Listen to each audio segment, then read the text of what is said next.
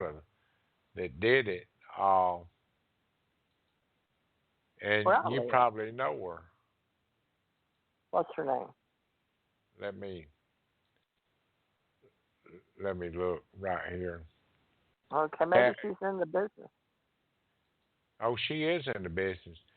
She's a forensic scientist thing. She took her lessons from that forensic stuff and all.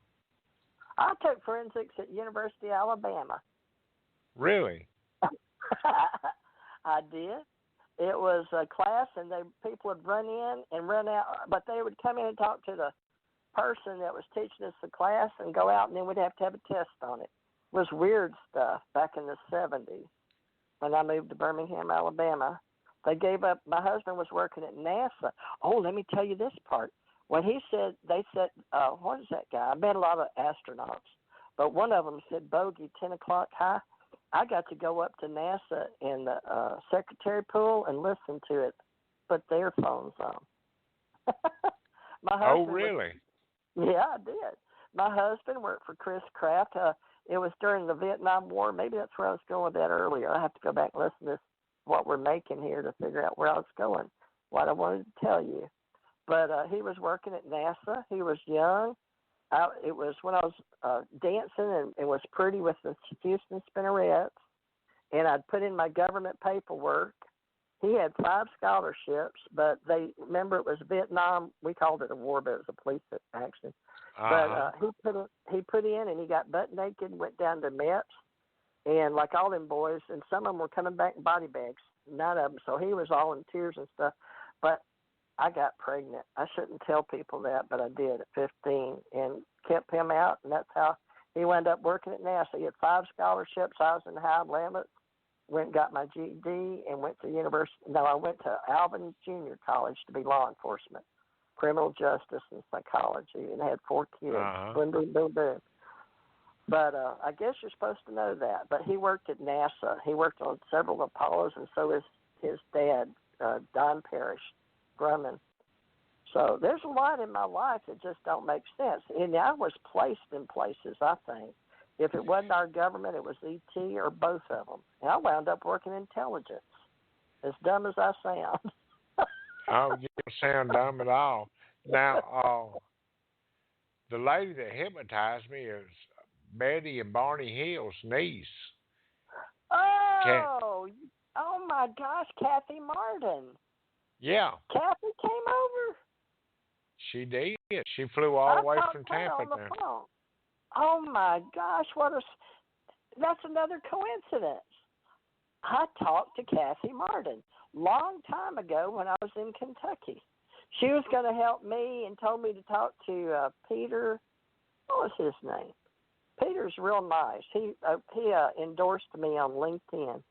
Peter's Uh-huh. somebody. He likes to do he he likes to do those UFO events. I ain't never been to one, but have you? Have you been to an event? I just got back from Phoenix, Arizona, that UFO Congress, and I have to tell you, I Oh, had a blast out there. It was fun. Uh, really? got to meet a I've lot of never people, been. and I got to see Dr. Heine's son, Paul Heine, and I we did a yeah. radio show together, and he actually Well, told a story about his daddy had gave me their phone number, and he was out playing. You know, he's quite a bit younger than we are. He was out yeah. playing soccer, and I called one day to talk to his dad, and he telling the story how he was trying to write my number down on the chalkboard and all. But That's he's such funny. a pleasure to be around. You know, that whole family is geniuses almost. Really? His brother actually built a jet engine in their backyard when they was kids. Huh? And They didn't make fun of you or nothing? no, I mean Hmm. this was a great. He gave one of the best presentations I've heard in a while. He had a little humor to it to kind of break the monotony, but it was a Yeah. lot of fun. Well, I may And I try to got go to these. one of those. I didn't know when to fit in, and Janet Lesson went to them all the time. My BFF from back in the day, she worked in Hawaii, and her husband knew the same lady. See, I was helping do holodynamics with Dr. What's her name? Laura Sturgis. Dr. Laura Sturgis hypnotized me like Kathy Martin did you. Uh-huh. But the government paid her money to do that while I was in the Navy. But I don't know how she got to do that. But they had me go to Eco Expo, and I met people like Willie Nelson through my life because I was a little bit of a singer. And I'd been on television and KNOE television. So, see, all the pieces of me don't make sense. And if people don't believe you, they're going to make it look really, really bad because I've got too many weird things, like being on television when I was a kid and getting my kids in a movie and stuff. So mine is more colored with different things that don't make sense. It won't make sense. Like, how do you meet J. Allen Hynek in this life, and you did?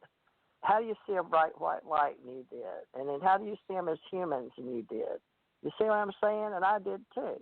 It just don't make sense. So who's going to believe you? So they didn't make fun of you, but Janet kept telling me they wouldn't make fun of me, but I don't know. See, here's the flip side. Think about it. I wanted to be a law enforcement officer. I wanted to be an investigator. My husband worked at NASA. I heard them say bogey 10 o'clock high. You know what I'm saying? And then I wound up being in the Navy and going out of the country and going to Africa and doing all these weird things. None of it makes sense. And I'm going, why? How did I do? I got picked by the U.S. Treasury. I took gold and silver. I took Microsoft, millions of dollars of Microsoft. And I've been everywhere and done everything. But they always told me if I mentioned UFO, I'd get fired. Always. Don't ever mention UFOs. And it was bad. You couldn't mention it. So I just had to search in secret. But then when I met Ronald Reagan, I met George Bush. Can you believe that? I'm telling the truth. Oh, I How believe does it. that happen? It don't make sense, Calvin. So there's something with whatever you got and I got. It don't make sense.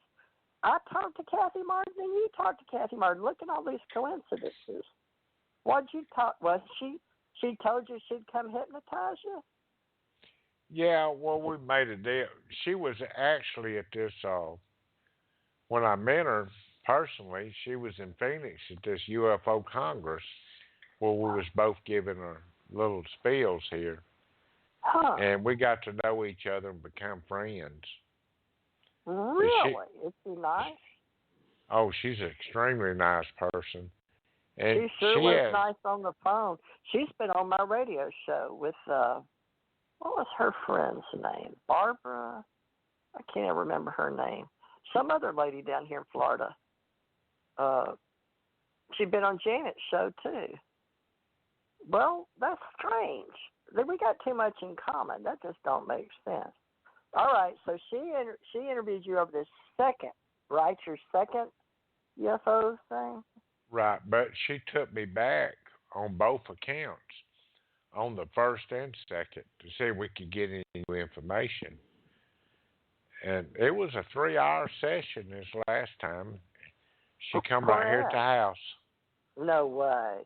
She came all the way up here. Don't she live near Miami or something, or Orlando? I think she lives in Tampa, Orlando, somewhere in there. Don't tell me that. I was down there 3 months in Tampa. No way. Are you kidding me? No, I believe she lives in Tampa. I bet I was supposed to meet her. All that time, it didn't even cross my mind. Lord of mercy. Now, when I was going to finally come out and tell the real story, everything that happened to me, I was going to do it through, I answered something on MUFON. Somebody, was it Janet Lesson? Janet makes me do stuff I don't want to do. But I'll get in the mood and think, okay, I'm going to do this, and then I'll lose the guts to do it right. But Janet, she had me talk to that, what was his name? Ray Hernandez. She brought him on with free. But now Kathy, how did Kathy get on my shows? It must have, Stanton Friedman. I remember Stanton. Stanton was telling me about him. Now, Stanton, did you ever meet Stanton Friedman? I did. I spent a good deal of time with Stanton. What? Yeah. He No. personally looked me up, yeah. And Oh my gosh. I've never spent met him, but he was like a best friend of mine. We was gonna write a book together. Of course, he took all my information. He got in touch with me over that book I had, the one that was it Clifford Stone had. It was that book with Magic. See, my name when I was driving a big truck was Magic, and that was for Majestic 12. And I had a copy of the book. But go ahead. what? How'd you meet Stan? Oh, he just flew up to Laurel, Mississippi one day, and somebody strange I didn't know, and all come up and wanted to talk to me, and it was Stanton Freeman. Oh, And I actually enjoyed a visit with him. He I stayed wonder a if he couple of told me days. that. I don't remember Huh? if he ever told me that because we talked a long time for a couple of years. Now, back when he was talking to me, it seemed like I talked to Jesse Marcel. Now, me and Stanton at different times showed up, and I was an investigator. Get this, but I was young and had just been taken out to the Navy, to Balboa, and that Bill Tompkins. And I met Bill Tompkins in San Diego, and I met him in Dayton, Ohio. Man with the funny hair. Did you ever meet William Tompkins, old man? William, No. you know his name? Okay. All right. Well, anyway, so I was taken in the Navy van, took me down, brought me back through San Diego, through Houston, where I lived, back, not through Houston, Dallas. And from Dallas, took me to, real late at night, to Jesse Marcel's house. You know who Jesse Marcel is, right? Yeah, I got.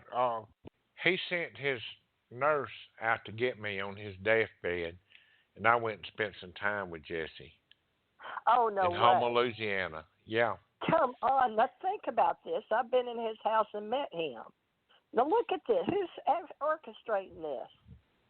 You ain't. I ain't. I'm No. not. You're not. And now I got to talk right. I tell you, I get tired and I talk more Southern. But okay.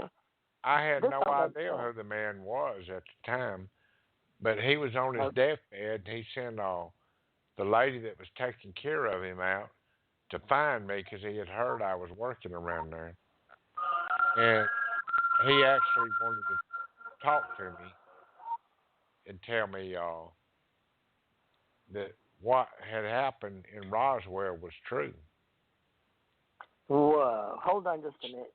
Hey, John, I'm still on the radio with Calvin Parker. Can I call you back in about 30 minutes? About 35 or 40 minutes? I got to go get my daughter at the Navarre Conference Center. Is that okay? Can you hear me? Okay, call me back in about 40 minutes when I'm on the road. Thank you. Hey, I want to book you on my radio show tomorrow night, Saturday or Sunday night. Don't forget. Okay, I'll call you back. Okay, bye. Okay, I'm sorry, Calvin. I'm so informal. No, that's fine. But that's one of those people that's really, really hard to get. He's an author and real, real busy. And I told Janet about him, and you know Janet. You were on her show, Janet Lesson Yeah. on Why. But I knew that long time ago. But, you know, I have been intentionally, like, not wanting to talk to you. But it wasn't. I didn't. I wanted to real bad, but I was not scared. I was anticipating. I didn't know how much we'd have in common. I knew we were, but I didn't know. See, you're part of my story, but I don't know why. And it's it's hard to explain. I hadn't been to none of those UFO conferences. At least you're ahead of me, and that's good. You get it? You're ahead of me. Yeah. You need to. You'll have fun at them. You'd enjoy them. I love people, but it's hard. I'm one of those that's outgoing to hide how inside I'm shy. What do they call those? Extrovert, introvert on the outside? I don't know. But I don't know either. I do am things too. on the outside to hide. Like I don't go anywhere. I stay in my room. I'm an empath. I do know that. That's my gift. I feel things real deep. And my dad had it, my mom had it, and she could do airplanes before they fell.